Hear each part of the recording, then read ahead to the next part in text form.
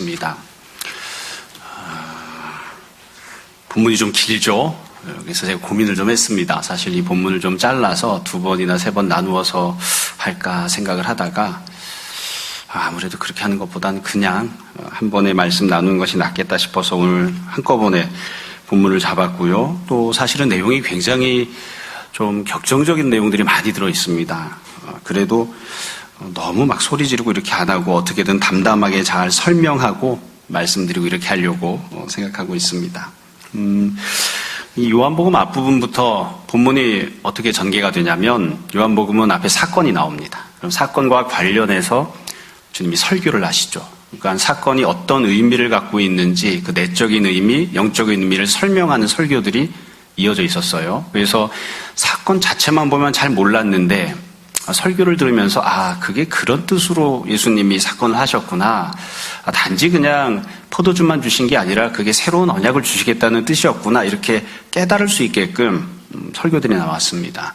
근데 지금 우리가 읽은 이 본문 그리고 다음 주에 보게 될 본문도 예수님이 설교하시는 내용을 담고 있습니다. 그래서 앞부분에 조금 거리가 띄어져 있는 것처럼 보이지만 나사로가 부활한 사건이 있었거든요. 근데 그 나사로가 부활했던 사건이 어떤 의미를 갖는지 그리고 왜 예수님이 그 사건을 행하셨는지를 이 2번에 걸친 설교를 통해서 주님이 설명을 하십니다. 그러니까 부활 사건이 갖는 의미에 대해서 말씀하시고 알려주시는 그런 본문인 거예요.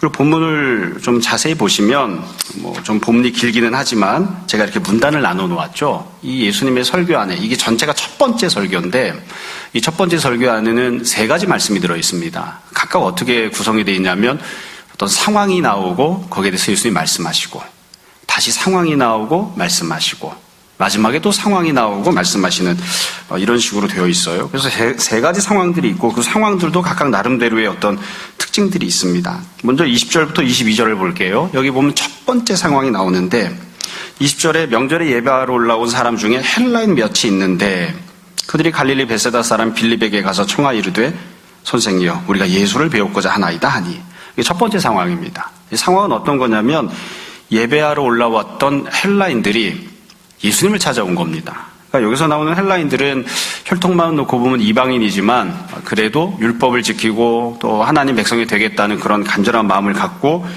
유월절 때 절기 때 예루살렘까지 찾아온 사람들이니까 대단히 열심히 있었던 사람들인 거죠. 그러니까 이들을 그냥 간단하게 이야기하면 이 상황을 간단하게 이야기하면 이방인들이 예수님을 찾아온 거예요. 그래서 이 장면 자체가 굉장히 중요하고 독특한 특징을 갖고 있습니다. 왜냐하면 일단은 찾아온 사람들이 이방인들이잖아요.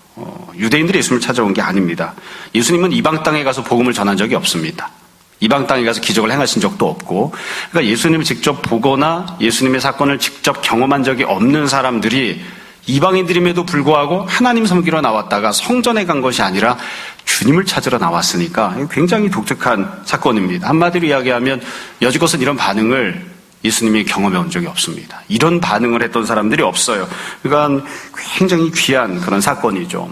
우리가 본문을 좀 넓게 보면 1장부터 6장까지가 요한복음 맨 첫 번째 단락인데 6장 맨 끝에 보면 모든 사람들이 다 주님을 떠나고 고작 12명 제자만 남습니다. 근데 지금 본문은 어떠하냐면 12명 제자만 남은 게 아니라 이방인들까지도 주님을 찾아 나온 거예요. 그러니까 유례가 없는 그런 장면인 거죠. 그래서 이 상황을 놓고 보면 우리가 그런 생각을 하게 됩니다.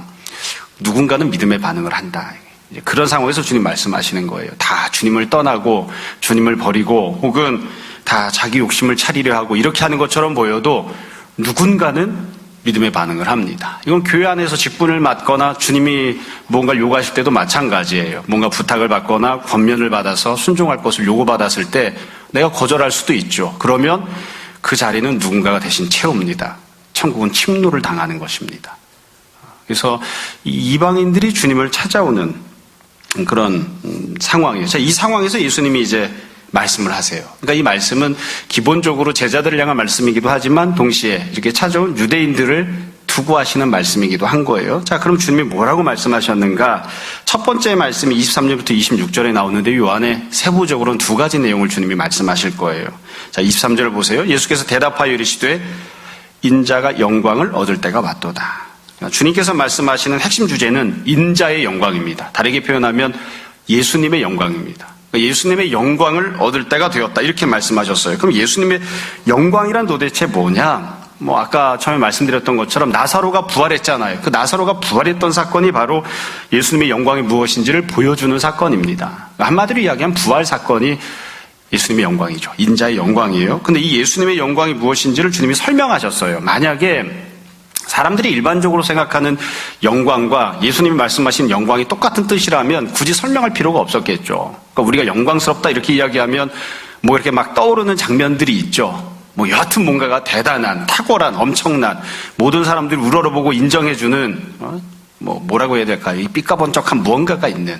그거 우리 흔히 영광스럽다 이렇게 얘기하는데, 주님 말씀하신 영광 그게 아니에요. 그래서 뭐라고 말씀하셨냐면 설명을 하셨어요. 이렇게 말씀하시죠. 24절을 보시면, 내가 진실로 진실로 너희에게 이르노니, 한 알의 밀이 땅에 떨어져 죽지 아니하면 하늘 그대로 있고, 죽으면 많은 열매를 맺느니라. 이게 인자의 영광입니다. 예수님 말씀하시는 인자의 영광은 뭐냐면 한 알의 밀알이 땅에 떨어져 죽는 거예요. 그러니까 이게 우리가 받아들이기 어려운 거죠. 사람들이 이해하기 어려워요. 왜 죽는 게 영광이죠? 이거 이해하기가 어렵잖아요. 받아들이기 어려워요. 그러니까 주님이 이걸 말씀하시는 거예요. 그러니까 인자의 영광은 좀 다르게 표현하면 이렇게 얘기할 수 있어요. 하나님이 원하시는 길이 있어요. 그 길에 순종하려고 하면 죽어야 돼요. 조금 시간을 손해보거나 재정적으로 좀 손해를 보거나 이게 아니라 죽어야 돼요. 예수님께서 그 죽어야 되는 그 길을 순종을 하시죠. 하나의 밀이 땅에 떨어져 죽는 거예요. 하나님이 원하시기 때문에, 예수님이 원하시기 때문에 죽음도 마다하지 않고 순종하고 희생하고 헌신하는 그게 인자의 영광을 누리는 길이에요. 그리고 그렇게 순종을 했을 때에 결과가 어떻게 되냐면 많은 열매를 맺게 됩니다. 이 많은 열매를 맺는 건 그 순종을 보시고 하나님께서 역사하시는 겁니다. 그러니까 인자의 영광은 아주 간단해요. 하나님의 뜻에 합당하게 순종하기 위해서 내가 희생하는 길, 십자가를 감당하는 길을 순종하며 걸어가면, 그러니까 주님께서는 순종을 하시죠. 그러면 그 순종을 사용하셔서 하나님께서 역사하셔서 많은 사람들이 열매를 누리게끔 하시는 거예요. 이게 바로 인자의 영광입니다. 이 사건을, 이 예수님 말씀하신 걸 가만히 놓고 보면, 이 말씀 자체만 놓고 봤을 때는 나사로가 부활했던 것은 인자의 영광에 해당하지 않는다고 할 수도 있어요. 왜냐하면 나사로가 부활했을 때는 나사로는 혼자 살아났죠. 많은 열매를 맺은 게 아닙니다. 나사로는 혼자 살아났어요. 또 나사로는 결국 다시 죽습니다. 죽음을 보지 않는 부활을 만난 게 아니라 다시 죽는 그런 부활을 누린 것에 불과하거든요. 그러니까 이게 나사로의 사건은 예수님이 주시려고 하는 인자의 영광이 무엇인지를 상징적으로 조금만 보여주는 것이지 나사로의 부활 자체가 인자의 영광 그 자체는 아니에요. 그러니까 예수님께서 우리에게 주시려고 하는, 또 예수님께서 행하시려고 하는 그런 인자의 영광이란 무엇이냐? 그럼 주님께서 부활하시는 그 부활, 그리고 그 부활을 우리들에게 누리게 하시는 것. 그게 바로 인자의 영광입니다. 예수님이 십자가를 지시고요. 십자가 지신 이후에 주님께서 첫 열매로 부활하실 거예요. 그 부활은 주님 혼자만의 부활이 아니라 우리도 그와 똑같이 부활할 것이기 때문에 많은 열매를 맺는 부활입니다. 또 예수님의 부활은 다시 죽음에 잡혀가지 않은 부활이기 때문에 영원한 생명을 누리는 부활이기 때문에 나사로의 부활과는 다른 거죠. 예수님께서 그런 역사를 행하시고 또 그것을 우리들에게 베풀어 주실 겁니다. 그냥 이런저런 설명을 다 옆으로 젖혀놓으면 우리가 잘 아는 대로 예수님은 원래 천국에 계시다가 이 땅에 내려오신 분이죠. 성육신에서 육신을 입고 이 땅에 내려오셨습니다. 사실 육신을 입고 고난을 당할 필요가 없잖아요. 예수님 무슨 죄가 있습니까? 무슨 허물이 있습니까? 예수님께 무슨 유익이 있다고 주님이 성육신을 해서 육신을 입고 이 땅에 내려와서 그 온갖 고생을 다 하고 냄새나고 찌질한 삶을 도대체 살아야 됩니까? 근데 주님이 그걸 순종하셨죠. 그때부터 이미 십자가를 지기 시작하신 거예요. 그리고 그 이후에 결국 하나님께서 예수님의 성육신을 사용하셔서 우리들을 구원하셨습니다. 우리들이 열매로 이제 맺혀지게 된 거예요. 그리고 그 이후에 보면 주님이 승천하시고 하나님 보좌 우편에 앉으셔서 원래 갖고 계셨던 모든 영광을 다 누리십니다. 그게 인자의 영광이에요. 결국 예수님께서 행하시는, 예수님께서 베푸시는, 또 예수님 말씀하신 인자의 영광이란 주님께서 고난당하시고 그리고 다시 영광을 얻으시는, 그리고 그것을 우리들에게 베풀어 주시는, 이게 바로 인자의 영광입니다.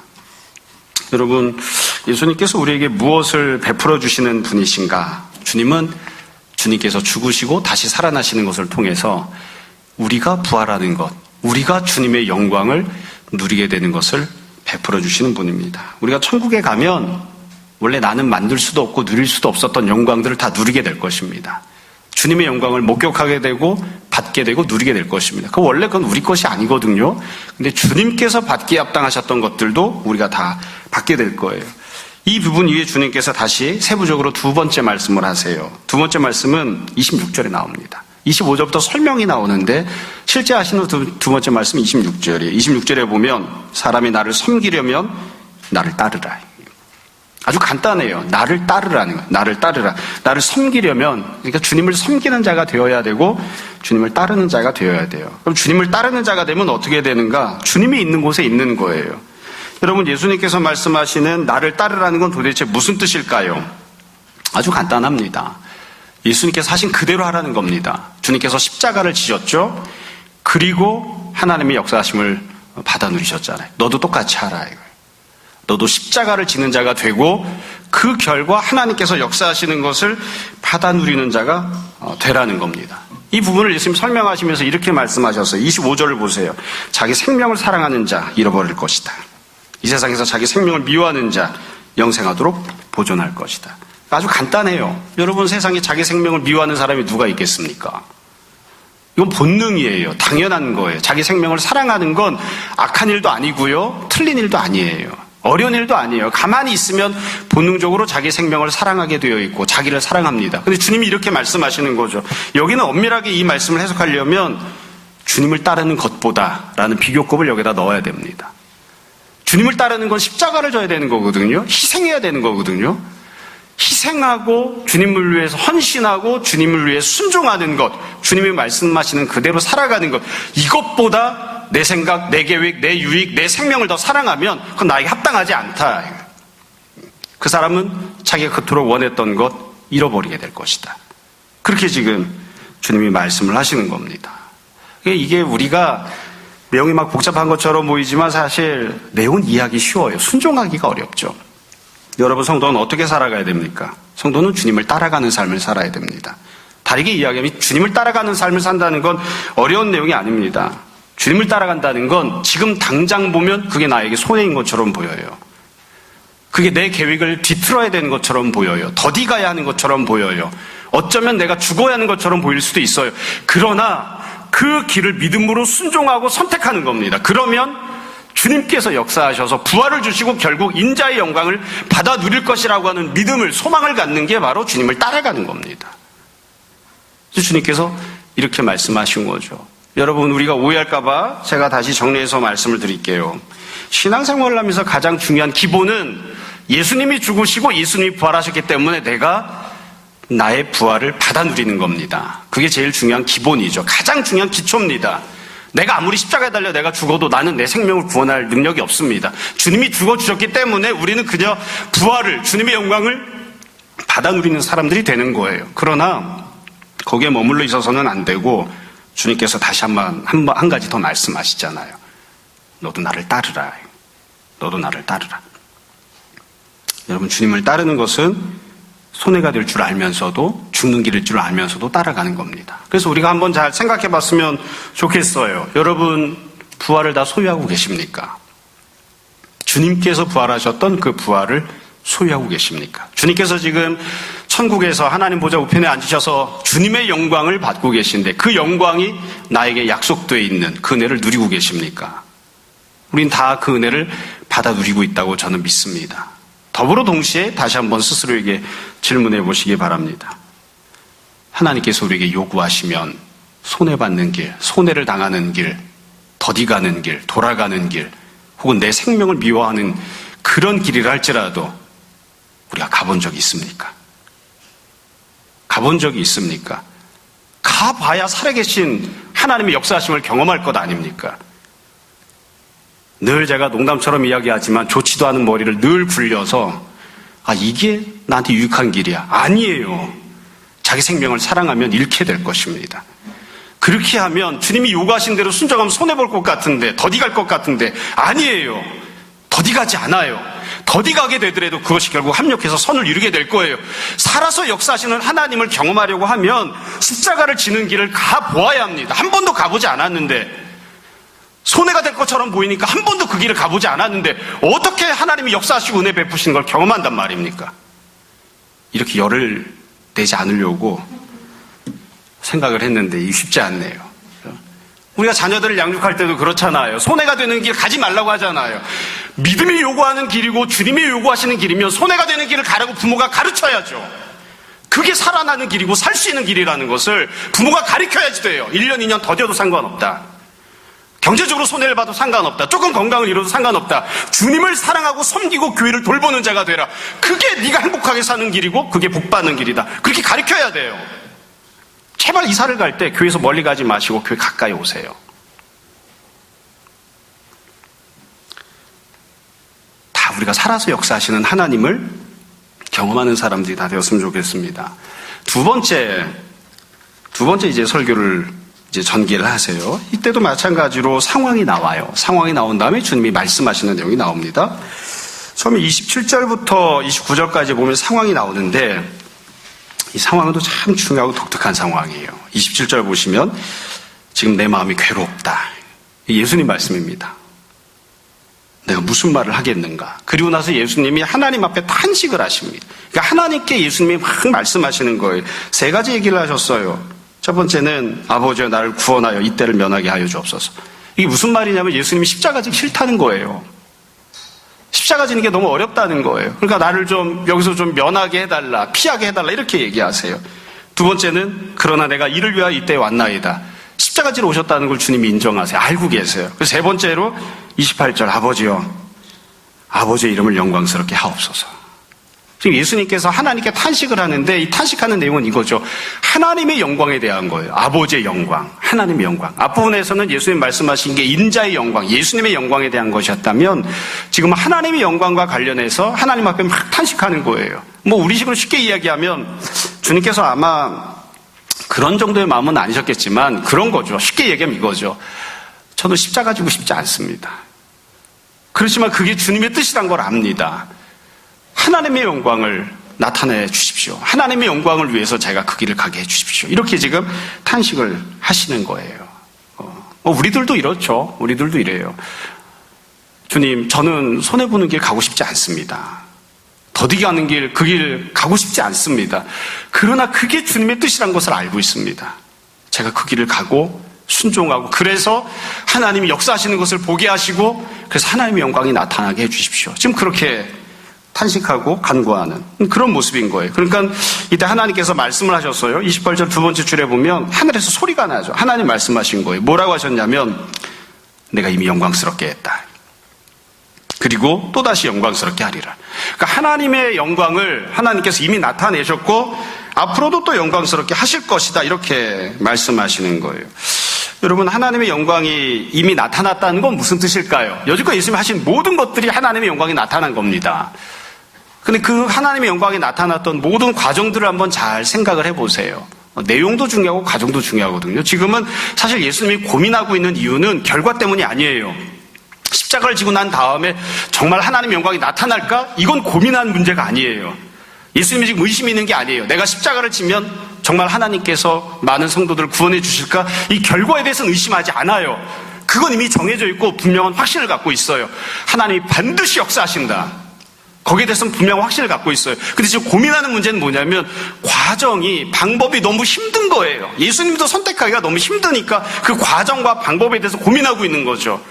다른 방법은 없을까요? 조금 손해를 안 보고 갈 수 있는 방법은 없을까요? 조금 더디 가더라도 이렇게, 그렇게 더디 안 가고 그냥 시간 딱딱 맞춰서 가고 딴 사람들보다 먼저 가고 딴 사람들보다 높이 가고 성공해서 가고 내가 원하는, 내가 생각했던 그 계획대로 가면서도 하나님의 영광을 나타낼 수 있는 방법은 없을까요? 이것 때문에 지금 고민하고 있는 거거든요. 근데 여지껏 하나님께서 예수님을 통해서 역사하셨던 또 영광을 나타내셨던, 영광을 받으셨던 모습들을 가만히 생각해 보시면 정말 간단합니다. 계속 말씀드렸던 것처럼 예수님이 성육신을 사용하셨습니다. 예수님이 이 땅에 손해를 보러 오셨습니다. 육신을 입고 내려오셔서 죄가 없는데 고통을 당하시고 죄가 없는데 세례를 받으시고 죄가 없는데 사람들로부터 손가락질을 당하시고 그러니까 희생하고 헌신하고 손해보고 십자가를 져야 하는, 지금까지도 이미 사실은 십자가를 지고 살아오셨어요. 그 과정들을 통해서 하나님께서 이미 영광을 받으셨습니다.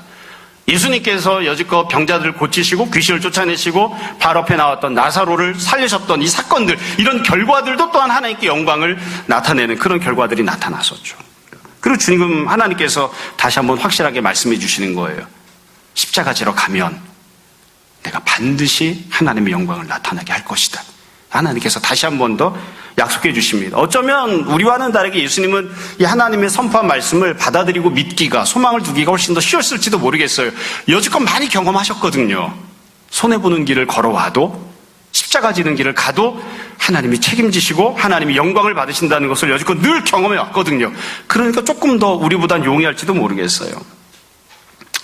사람마다 조금 받아들이기도 하고 받아들이지도 못하는 부분들이 있는데, 예수님께서 하나님의 아들이시니까 우리가 예수님이 아버지신 하나님 아버지를 향해 믿음을 갖는다, 이런 표현을 하면 그거 불경스러운 표현이 아닌가 이렇게 생각하기도 합니다. 우리 삼위일체 하나님 믿잖아요. 성도 하나님도 하나님, 예수님도 하나님, 성령님도 하나님이시니까. 그러나 현실적으로 드러나 있는, 현실적으로 우리가 볼 수 있는 모습들만 놓고 보면 이 세상에 존재했던 그 어떤 사람들보다 하나님 아버지를 향해 가장 온전한 믿음을 갖고 믿음을 실천하셨던 분이 예수님이십니다. 그걸 우리가 부정할 수는 없습니다. 그 누구보다 하나님 아버지의 말씀에 순종해서 십자가의 길을 걸어가신 분이 예수님이시죠. 그리고 그 예수님의 믿음에 대해서 하나님이 항상 역사해 주셨어요. 그렇게 해서 하나님께서 영광을 받으셨다라고 그렇게 말씀하시는 거예요. 이것 때문에 이제 고민하는 상황입니다. 이 상황은 하나님께서 말씀해 주시는, 이것도 전무후무한 장면이에요. 하나님께서 이렇게 약속을 해 주시는 이런 상황 속에서 예수님이 이제 말씀을 하세요. 지금부터 하는 말씀은 사실 예수님과 하나님 사이의 대화를 사람들이 다 들었는데 이 대화를 무슨 말인지 못 알아들었거든요. 그래서 예수님께서 사람들에게 설명을 해주시는 내용입니다. 그 내용이 30절부터 나와요. 30절부터 33절. 여기도 마찬가지로 세부적으로 두 가지 내용이 나오는데, 첫 번째는 이거예요. 30절. 예수께서 대답하여 이르시되 이 소리가 난 것은 나를 위한 것이 아니요 너희를 위한 것이니라. 이제 이 세상에 대한 심판이 이르렀으니 이 세상 임금이 쫓겨나리라. 이게 예수 말씀하시는 첫 번째 내용입니다. 이 세상 임금이 쫓겨나리라. 이 내용은 하나님의 영광이 무엇인지, 하나님의 영광이 가져오는 결과가 무엇인지를 설명하시는 내용이에요. 예수님이 십자가 달려 죽으시면 어떤 결과가 나오느냐? 이 세상 임금이 쫓겨난다.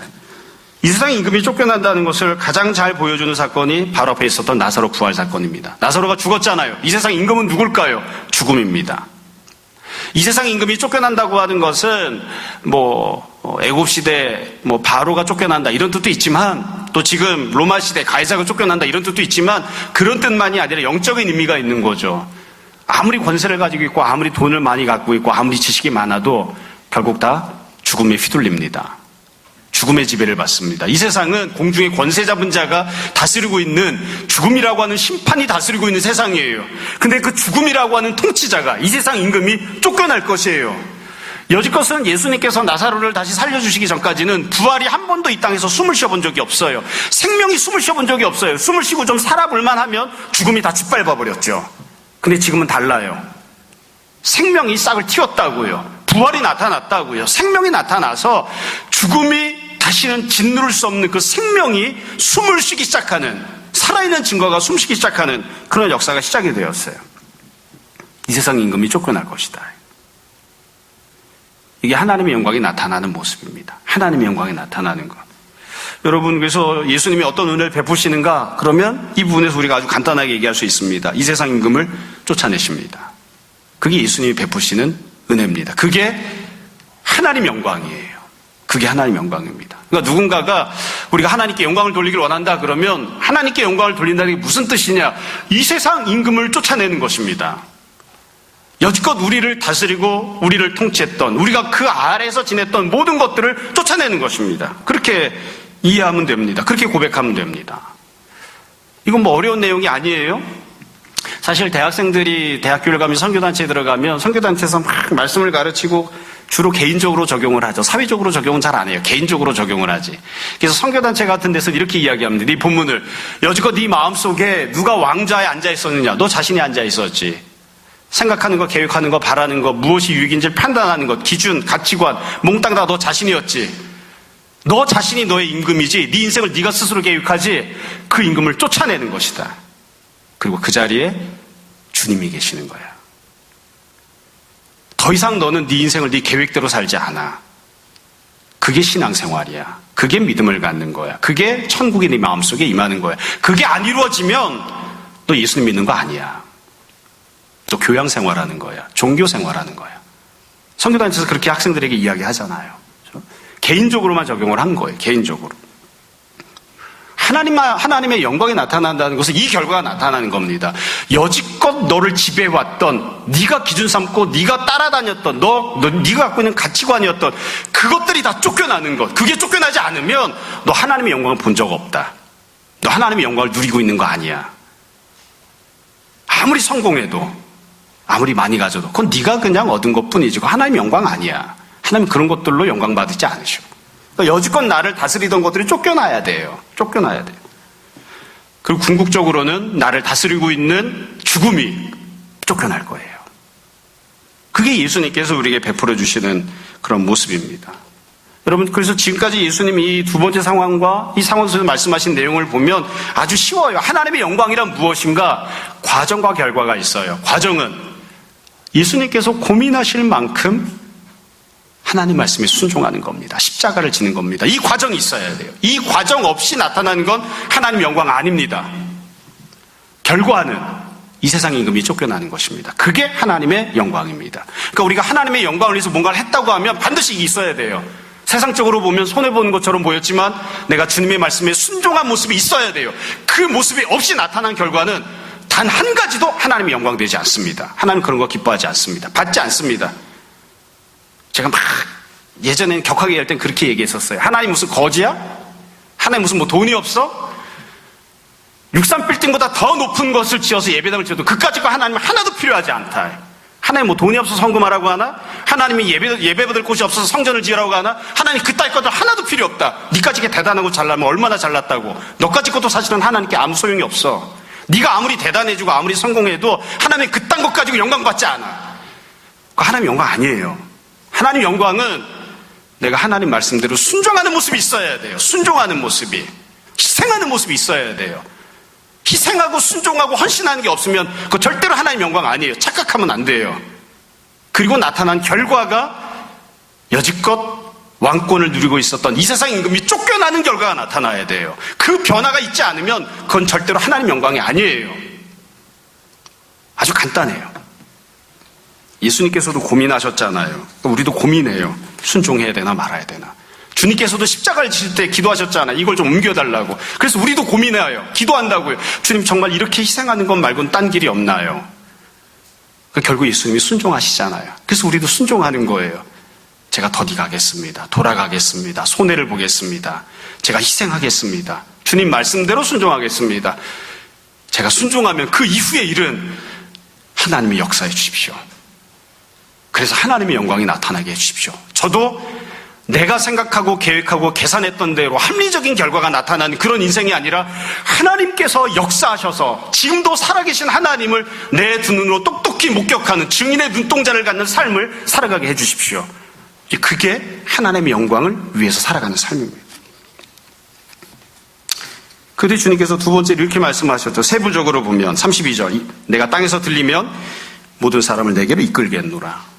모든 사람을 내게로 이끌겠노라. 이 말씀 앞에 있던 내용이랑 똑같아요. 표현만 다른 거예요. 내가 이끌 테니까 따라와라. 나를 따르라.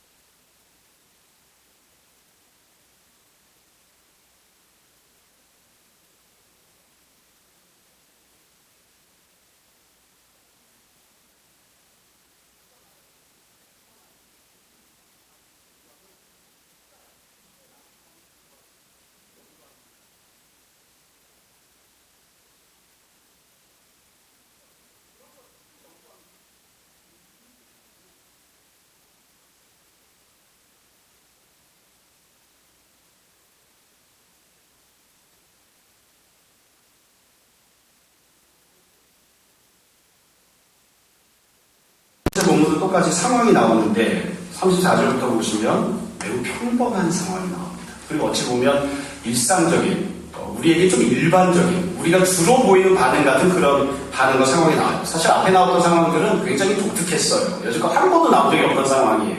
헬라인이 찾아왔잖아요. 긍정적인 믿음의 반응을 했죠. 하나님께서 말씀하시잖아요. 하나님께서 대답해 주셨죠. 이런 일이 없었거든요. 굉장히 전례가 없는 아주 조금 그런 상황 반응들이었는데 34절에 보면 익숙한 장면이 나옵니다. 34절을 보세요. 이에 무리가 대답하되 우리는 율법에서 그리스도가 영원히 계신다고 들었는데 너는 어찌해서 인자가 들려야 하리라 하느냐. 이 인자는 누구냐? 사람들이 보이는 반응입니다. 예수님께서 말씀을 하셨는데 유대인들이 이렇게 반응해요. 유대인들은 십자가를 받고 싶지 않은 거예요. 그건 알지도 못하고 그걸 받아들이고 싶지도 않아요. 그러니까 질문을 해요. 자기들이 갖고 있던 생각대로만 질문하는 거예요. 자기들이 갖고 있는 생각대로만. 왜 메시아가 고난을 당해야 되는데? 메시아가 오면 부귀영화를 누리고 나라가 독립을 하고 부국강병을 이루고 원하는 모든 것들이 성취가 돼야지. 왜 메시아를 소유하고 있는 백성들이 종살이를 해야 돼? 메시아를 소유하는 사람들이 왜 십자가를 져야 돼? 메시아가 있는데 왜 손해를 봐야 되지? 메시아가 있으면 절대로 손해보지 않는 길로 가는 거 아니야? 그래서 그 메시아를 믿는 거지. 만약에 손해를 보고 십자가를 져야 하는 길로 간다면 굳이 그따위 메시아를 우리가 받거나 믿을 필요가 뭐가 있어? 이렇게 질문을 하는 거예요. 이게 일상적인 질문이에요. 일상적인 반응. 믿음과 상관이 없는, 우리에게 익숙한, 우리도 종종 던지는 그런 반응이에요. 사실 제대로 정상적으로 반응한다면, 믿음으로 반응한다면 뭐라고 반응을 해야 될까요? 예수님 앞에서 두 가지 말씀하셨잖아요. 첫 번째 인자의 영광, 두 번째 하나님의 영광. 그렇게 반응해야 되죠. 우리가 주님께서 십자가를 지심으로 우리도 부활을 누리고 우리도 인자의 영광을 누리길 원합니다. 주님께서 십자가를 지심으로 우리도 하나님의 영광을 보기를 원합니다. 그렇게 나와야죠. 또한 우리도 주님을 따라서 주님이 말씀하시는 대로 십자가의 길을 가기 원합니다. 우리도 제자로 살기를 원합니다. 그래서 우리도 다른 사람들에게 인자의 영광을, 하나님의 영광을 나타내는 사람들이 되기를 원합니다. 그렇게 대답을 해야죠. 한 걸음 더 나아간다면 주님, 어떻게 해야 우리가 주님을 따라갈 수 있습니까? 지금 제가 감당해야 되는 십자가는 무엇입니까? 지금 제가 무엇을 내려놓기를 원하십니까?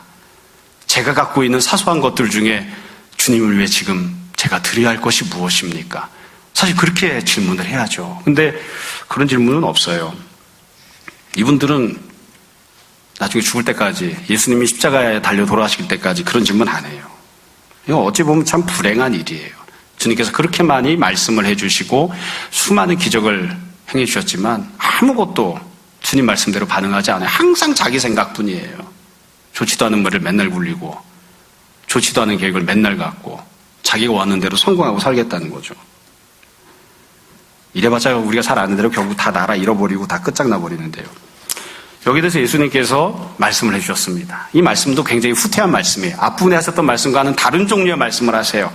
35절 예수께서 이르시되 아직 잠시 동안 빛이 너희 중에 있으니 빛이 있을 동안에 다녀 어둠에 붙잡히지 않게 하라. 어둠에 다니는 자는 그 가는 곳을 알지 못하느니라. 너에게 아직 빛이 있을 동안에 빛을 믿으라. 그리하면 빛의 아들이 되리라. 빛을 믿으라. 그럼 빛의 아들이 될 것이다. 이렇게 말씀하십니다. 여기서는 예수님께서 조금 후퇴한 말씀을 하시는 거예요. 제가 보기엔 그래요. 의미는 사실 예수님 자신이 빛이잖아요. 근데 이거 나중에 이 사람들이 받아들이기 어렵습니다. 젠장, 빛이 십자가에 달려? 그게 무슨 빛이야? 그게 무슨 소망이야? 젠장, 빛의 아들이 되면 핍박당하고 고난당하고 도망다녀야지 돼? 멀쩡히 갖고 있던 직장도 잘려야지 되고 부모로부터 쫓겨나야지 되고 그게 무슨 빛의 아들이야? 어둠의 자식이 되는 것이지. 이거 받아들이기 어려웠을 거예요. 근데 그렇게 받아들이라는 거, 믿으라는 거예요. 예수님이 빛이심을, 주님께서 십자가를 감당하시는 것이 바로 빛이심을, 그 십자가 고난을 통해서만 인자의 영광과 하나님의 영광을 누릴 수 있는 것이 빛이라고 하는 사실을 믿으라는 거예요.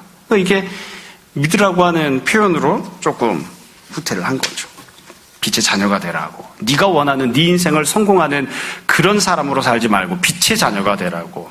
하나님께서 베푸시는 인자의 영광을 누리는 자가 되라고, 하나님의 영광을 나타내는 자가 되라고 그렇게 주님이 말씀하십니다. 언제나 설교할 때마다 말씀드리지만 이분들이 이 말씀을 듣고 순종했을까요? 아니요, 순종 안 했습니다. 왜 순종을 못했을까? 제가 좀 긍정적으로 보면 어떻게든 이분들을 편을 들어서 생각하면 그런 것 같아요. 이분들은 아직 십자가를 본 적이 없어요. 십자가가 부활로 가는 길이라는 것을 본 적이 없어요. 이분들은. 보는 길을 선택했을 때 그게 참으로 내 인생에 가장 귀한 유익이 된다는 걸 경험해 본 적이 없어요. 이분들은. 그러니까 이렇게 대답할 수 있을 것 같아요. 이럴 수도 있을 것 같아요. 본 적이 없잖아요. 본 적이. 경험해 본 적이. 다윗이 물맷돌을 가지고 나가서 거대한 골리앗을 때려 부시는 그런 삶을 경험해 본 적이 없어요. 그러니까 손에 물맷돌만 있을 때에 발발발발 떨고서 어떻게 해서든 바윗돌을 챙기는 게 내 인생에 유익하다고 바윗돌을 찾아다니는 인생이 돼버리는 거죠. 경험해 본 적이 없으니까. 우리 다 알고 있잖아요. 십자가가 부활로 간다는 것을. 그리고 그 부활이 하나님의 영광과 천국과 영생을 누리는 길이라고 하는 것을 우리는 다 알고 있잖아요. 그러니까 우리는 이렇게 반응하면 안 되는 거죠. 자, 말씀을 정리하겠습니다.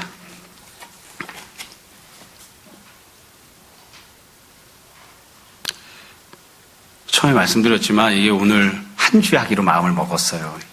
석주 나누면 석주를 계속 소리 질러야 될 것 같아가지고 다음 주에도 또 내용이 사실은 좀 비슷합니다. 더 나쁜 내용이에요. 다음 주는 안 좋은 반응들을 하거든요. 예수님 잡아 죽이자 그러고.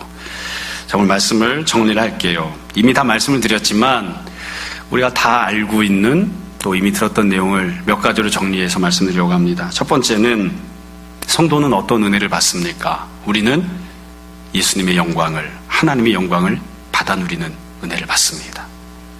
예수님의 영광은, 하나님의 영광은 주님께서 십자가를 감당해 주시고 주님께서 부활하시고 주님께서 천국 영광을 다 소유하시기 때문에 그 모든 것들을 나의 은혜로, 나의 것으로 받아 누리는 은혜입니다.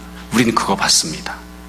내가 십자가를 지지 않았지만 주님께서 십자가를 감당하셨기 때문에, 내가 아직 부활하지 않았지만 주님께서 부활하셨기 때문에, 내가 아직 천국에 가지 못했지만 주님께서 천국에 가셨기 때문에 우리가 그 모든 것들을 나의 것들로 받아 누립니다. 두 번째는 이 모든 일들은 어떤 과정을 통해서 이루어집니까? 주님의 십자가를 통해서 이루어집니다. 고난을 통해서 이루어집니다. 주님께서 영광을 받으시고 이 땅에서 승승장구하시고 그래서 우리가 그 주님을 따르는 것이 아니라 주님께서 고난을 당하셨기 때문에, 십자가를 감당하셨기 때문에 우리가 주님을 믿고 따릅니다. 그 주님의 보혈이, 주님의 고난과 주님의 죽으심이 우리에게 생명을 줍니다. 그 과정이 있었습니다. 세 번째로 우리는 어떻게 해야 됩니까? 우리는 주님을 따르는 자들이 되어야 됩니다. 내가 나를 위해서 십자가를 져도 그게 나를 구원하지 못합니다. 내가 옆에 있는 사람을 위해서 십자가를 져주고 죽어줘도 그게 옆에 있는 사람을 구원해주지는 못합니다. 그러나 주님께서 십자가의 길을 가시고 우리에게 따라오라 말씀하셨기 때문에 우리가 주님 말씀대로 순종하고자 희생하면, 헌신하며 손해보는 길을 선택하고 가면 지금도 살아계신 하나님이 역사하십니다. 그리고 하나님께서 친히 하나님의 영광을 나타내실 것입니다. 우리가 그 길을 걸어가는 믿음을 갖고 있어야 됩니다. 여러분, 모쪼록 바라기는 우리가 다 그런 은혜를 받는 자들, 또 은혜를 간증할 수 있는 사람들이 될 수 있었으면 좋겠습니다. 제가 설교를 준비하면서 생각을 해보았습니다. 저도 아이들을 키우잖아요. 여러분들도 아이들을 키우는 분들이 계실 텐데 많이 계시죠? 아이들에게 아빠를 봐라. 아빠가 그때 손해보는 길을 선택했다. 그리고 그게 살 길이었다. 아빠가 주님이 원하시는 길을 선택했다. 그리고 그게 하나님께서 역사하시는 기회가 되었다. 너도 아빠가 했던 것처럼 해라. 우리가 그렇게 이야기할 수 있나 제가 곰곰이 생각을 해봤습니다. 혹은 옆에 있는 누군가를 보면서 저 사람이 거꾸로 가는 것처럼 보이지만 주님을 사랑하고 교회를 섬기는 길을 선택했을 때 하나님께서 살아계심을 보여주셨다. 그렇게 이야기할 수 있는 성도, 사람들이 누가 있는가 한번 생각해 보았습니다. 주님께서 먼저 본이 되어 주셨습니다. 우리들도 그 주님을 따라가고 또 다른 사람들에게 본이 될 수 있는 그런 사람들이 되었으면 합니다. 은혜를 받아 누리는 여러분, 그리고 주님을 따라가며 섬기는 우리 모두가 다 되기를 주님 이름으로 축원합니다. 잠시 기도하겠습니다.